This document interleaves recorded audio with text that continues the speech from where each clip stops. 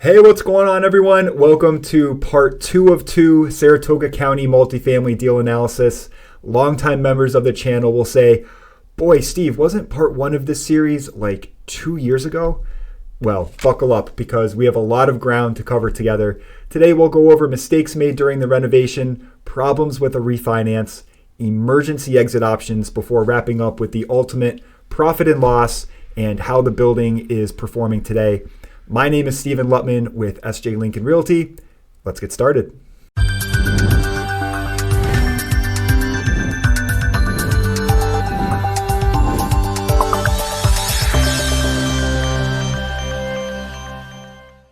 We'll jump to the property momentarily. However, just in case anyone happens to be new to the channel, a very brief introduction on myself. My name is Stephen Luttman. I'm a graduate of Nazareth College and the MBA program at the University at Albany.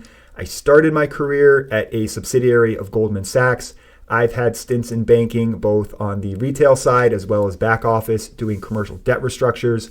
I worked as the portfolio manager for a real estate investment firm here in Albany. However, most importantly, what I'm up to today is the owner-broker of SJ Lincoln Realty, a real estate brokerage firm here in the capital region of New York State. And for purposes of today's video, an owner and operator of apartment buildings, which brings me to the property for today we're going to take a look at together. I will link to part 1 of the series below. However, as a refresher, we talked about why we chose this specific location. We walked the property together, analyzed both the rental and the sales market, and had a conversation about creative financing solutions for properties that require something outside of the box. As we can see from the video here, the property was in borderline distress, completely vacant at time of acquisition. So the rehab was going to be a little bit of a project, and we knew this going in. So after acquisition, the first question that needed to be answered was, which of the apartments are we going to renovate first? And the argument could be made, we'll go after the apartment that requires the least amount of work, get that one operational, and then you can use the funds coming in from that to help offset some of your other expenses. I went in a different direction, and instead I went toward the apartment that was going to generate the most amount of revenue, which is going to be the 3-bedroom, 1-bath, first floor apartment. And I don't regret that decision. I think that was the right move. It was a pretty substantial project. These are the listing photos from when it was on market before we bought it. These are pretty flattering photos. I think some of the video we walked through earlier, you can tell, this was a pretty gross apartment. So this was before we bought it. These are photos from after the property was renovated and it was put on market. The team did a really nice job. There's no ifs, ands, or buts about it. The floors look fantastic. We did a complete gut of the bathroom. And it looks like, this is high quality work that was done. Here's where things began to go off the rails, and it happened pretty quickly. I was so excited to get this project off the ground. I hired the first available team to go in and do the work. And unfortunately, yes, they did a high quality, but they really took me to the cleaners. And unfortunately, the budget on this renovation ran up so much that the whole property turned into what was going to be a pretty good opportunity to, oh boy, I hope we're going to break even on this whole thing. Just from this one apartment. This was the first apartment that we renovated, and right out of the gate, and there's no one to blame but myself. I did not do a proper job on screening contractors. Again, they did a really nice job. I'm not complaining about the quality of work, but the initial estimate ballooned to about 50% higher at the end of the day for what I ended up paying for the work. And a lot of that comes down to, this is not a team I had hired before. They just happened to be available. And, they drove up in their nice fancy truck and they talked a big game, and they worked quickly. So I was able to get this place rented fairly easily. However, that was a mistake. I didn't screen the team as well as I should have. I should have interviewed at least 3 different contractors for a project this big, and now I'm going to pay for it. Other mistakes made were, 90% of the apartment was renovated. The part that wasn't, the cabinets in the kitchen,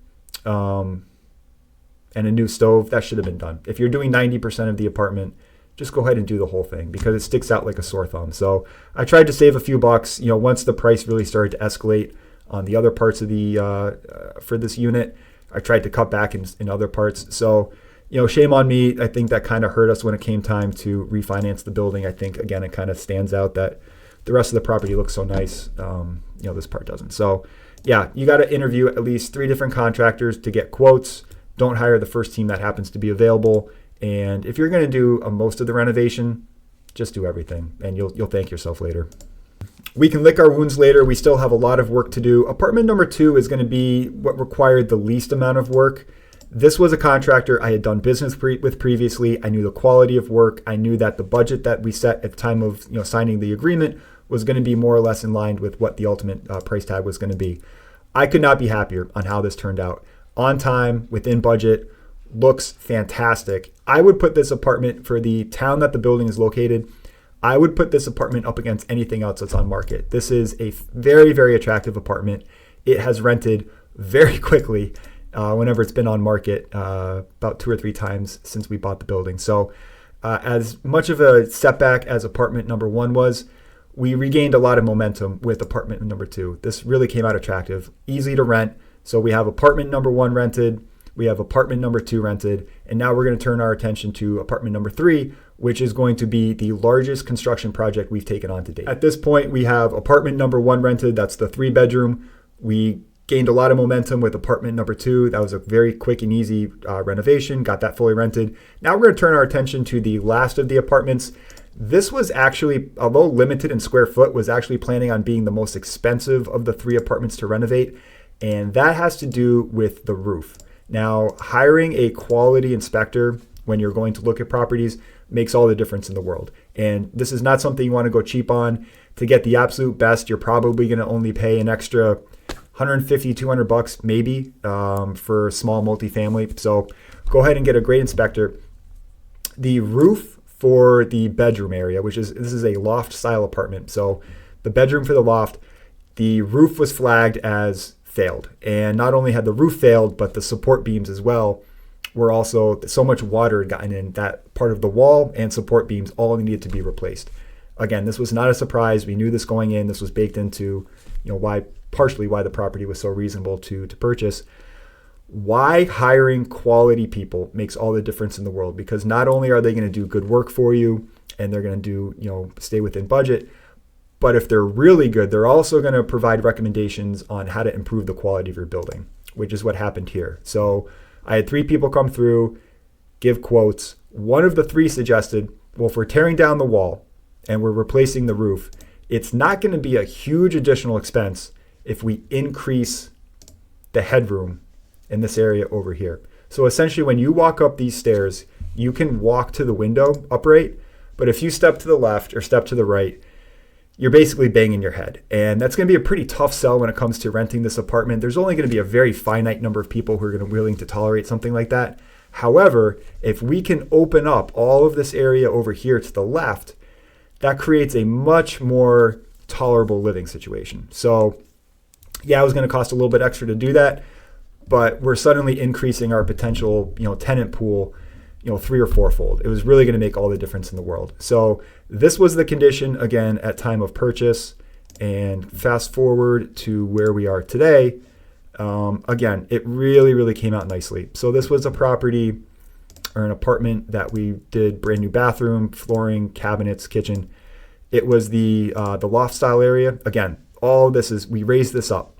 So this is much more comfortable for a tenant to put their bed, a lot more room to navigate, much more room for activities. So this, again, really came out well. Expensive, yes, but it's okay to be expensive as long as you planned on it in the first place. No surprises, you can budget accordingly. And another one that has just been a very quick and easy rental. And this isn't like a thriving, hopping downtown area. This is more of a rural area. But if you're offering safe quality housing to people at a reasonable rate, you're going to have people beating down your door to rent it. And this is proof of that, where we did a nice job on the renovations. It's a very attractive apartment. And even though it's a bit more rural, people have a hunger for really quality apartments. So this was expensive, but it was expected. And again, this is another apartment. I'm really happy on how it turned out. Great. So at this point, we've acquired the building, fully renovated it. It's now 100% leased up, so we have money coming in the door. Now we need to refinance it.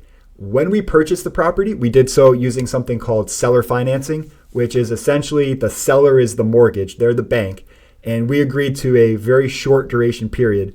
I want to get the building performing and then take it to a bank, because when there's rents in place and it's an attractive building, you're going to get much better terms on your debt than if you bring them, a pile of garbage, which is essentially what the building was when we bought it. So the seller acted as the bank for a short duration. I believe it was 18 months we had agreed on, somewhere in that neck of the woods, 24 months. But he now needs to get paid off. We want to refinance the building, get cash out because we put a lot of money into the building. Now it's time to get that cash out. How do we know what the property is going to be worth when it goes time to refinance it? Well, when we bought it, we looked at recent sales in the area, and we could see there were roughly 16 recent multifamily sales in the area. We keyed in on properties that had been recently renovated that had rents equivalent to what we thought we would get for our building once fully renovated. And it looked like it was going to come in somewhere around 100 to maybe 110 a square foot.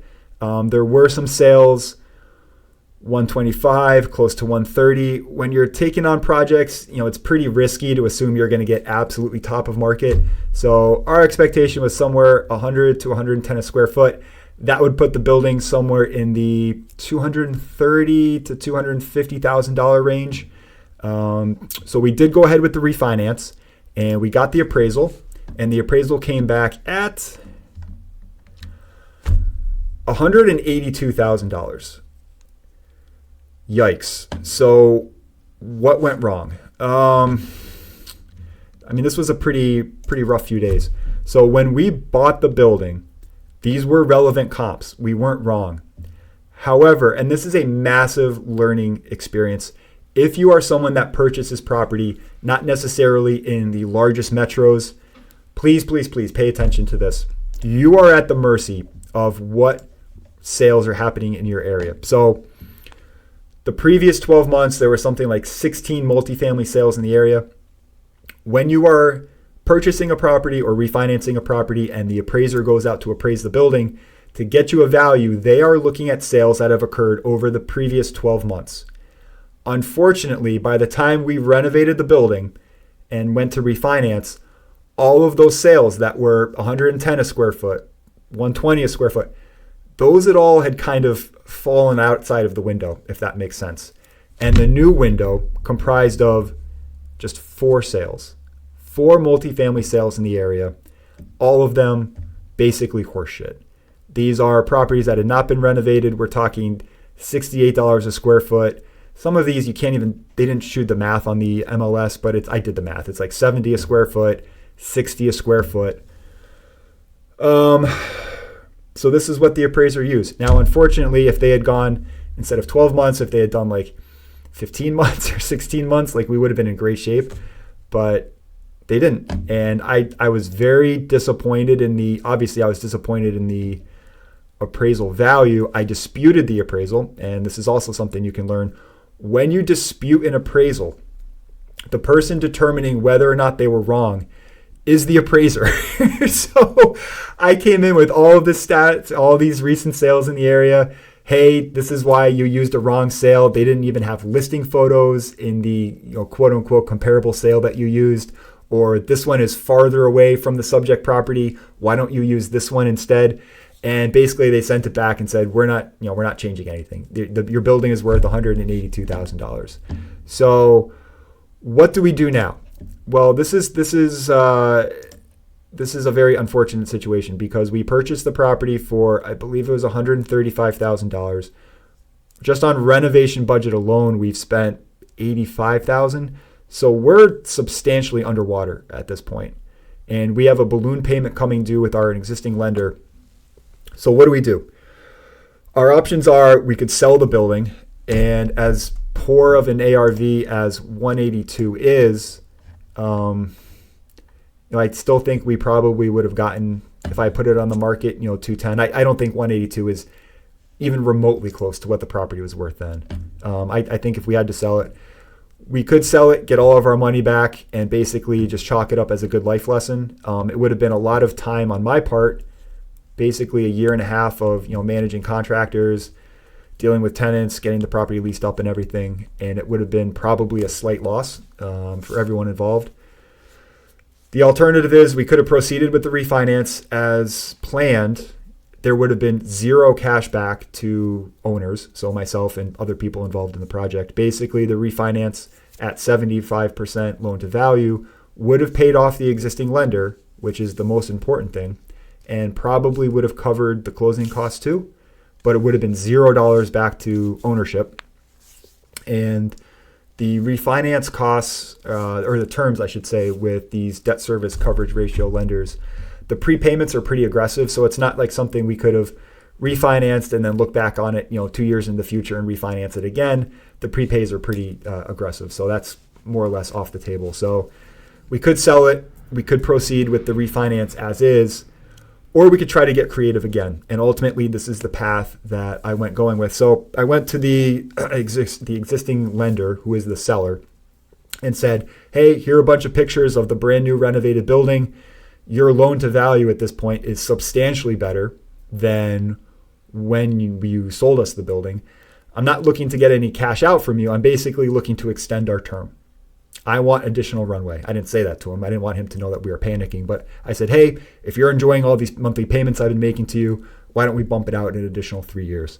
And he liked that. He beat us up on the interest rate a little bit. It was still going to be slightly better than if we had proceeded with the refinance. And obviously, we dodged all those huge costs and everything like that. So that was the ultimate decision that we went with. So we continued with interest-only payments at a pretty nice interest rate. And it avoided having to sell the building or take on a refinance that I really didn't want to proceed with once that. Fast forward 12 months, and the building has been performing really nicely. Anytime a vacancy has opened up, it's immediately been filled. People are literally beating down my door to rent here. So from a management perspective, it's gone pretty well. A lot of tenants have been moving in and out. However, that's not necessarily due to the building itself. It's more failed relationships, unfortunately, or jobs requiring transfer. To the best of my knowledge, nobody has left because they were unhappy at the building. So from a management perspective, that's always nice to hear. You want feedback from your tenants. If you have a lot of people moving out, which unfortunately has been the case here, you want to nail down, is it you, or is it something you're doing with your screening process? Maybe you're for whatever reason weeding out people that might stick longer.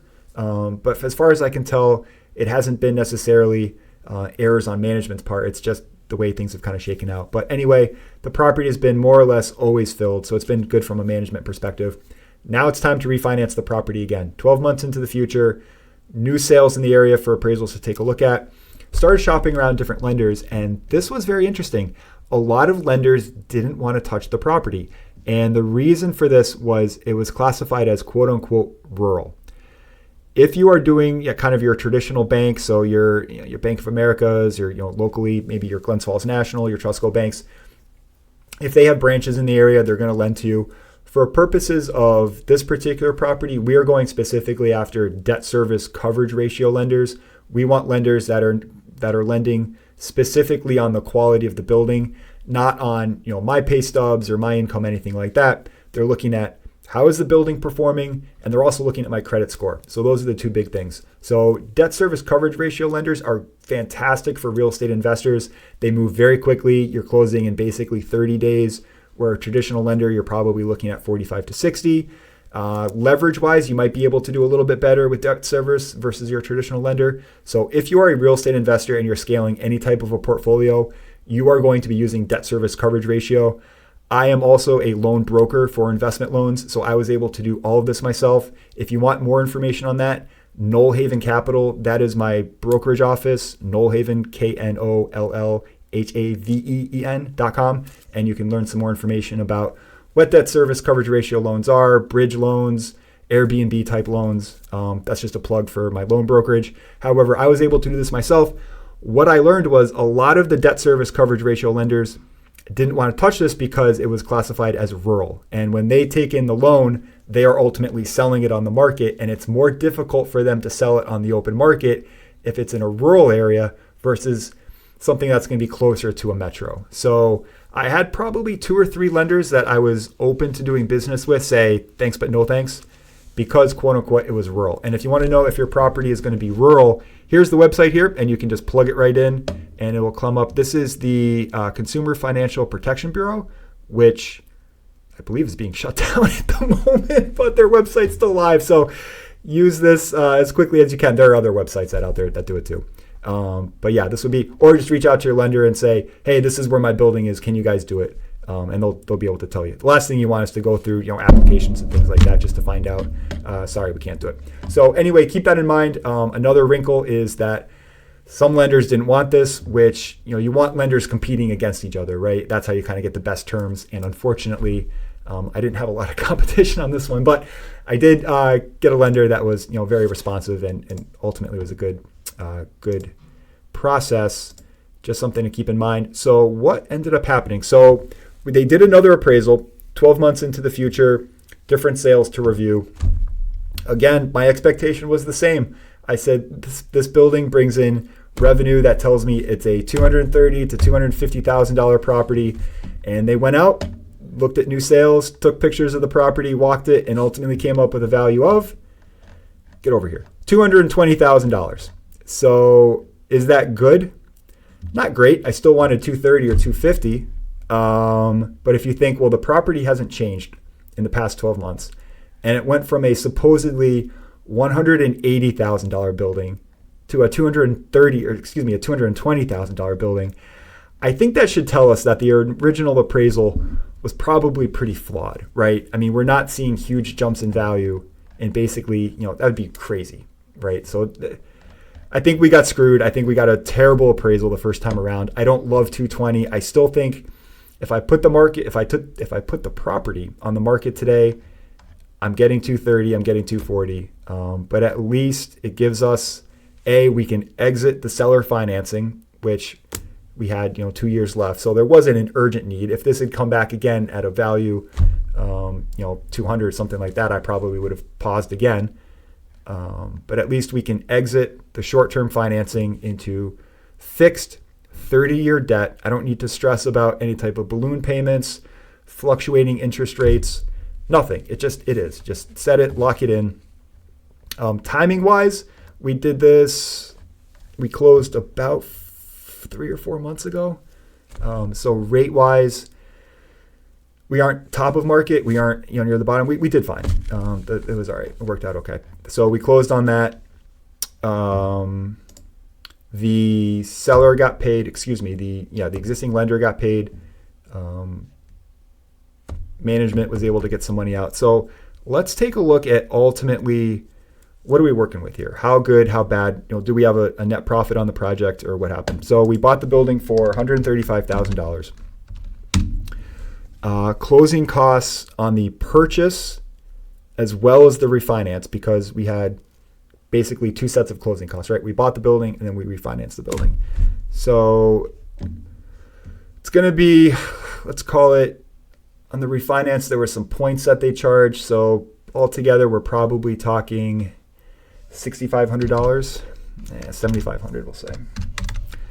The renovation was going to came in higher than expected, but that's going to be right around $95,000. $95,000. So the acquisition total is going to be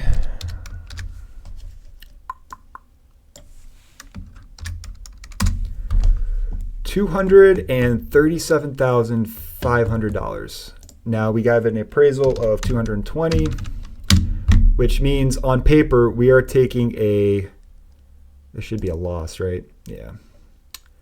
This is going to be appraisal minus $17,500 according to the appraised value. Now, what this isn't taking into account is I don't think it's a $220,000 building. I know it sounds crazy, but I don't. I think if I were to sell it, it's $230,000, $240,000. It's not taking into account all the rental income we've had over the past 2 years, and yeah. So I think on paper we're looking at close to a $20,000 loss. You can't continually do this, right? You can't call yourself a real estate investor if you're racking up the L's and losing everybody money. So not impressive.